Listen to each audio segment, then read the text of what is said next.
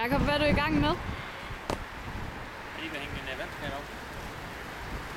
Som afslutning på et dejligt besøg på uddannelse i Jysk. Et dejligt sted med en masse spændende elever. Som alle sammen siger nogenlunde det samme, det er, at vi har en skidt normering, og vi kan gøre det meget bedre på det pædagogiske område. Både normalområdet og både specialområdet. Nu skal vi ud og besøge en helt anden målgruppe. Nu skal vi ud og besøge dem, der er 60 plus.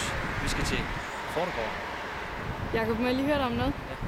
Jeg kan se, der hænger en rund papplade deroppe. Ja. Hvad har der hængt deroppe? Der er hængt et billede af mig. Hvad er gået galt her? Det må være en mellemting mellem dårligt vejr og dårligt tapet. Så hvad vil du gøre anderledes en anden gang? En anden gang, så vil jeg spørge en fagmand, hvad for noget tapetklister skal man bruge, hvis man skal hænge noget udenfor. Tak for det, Jakob.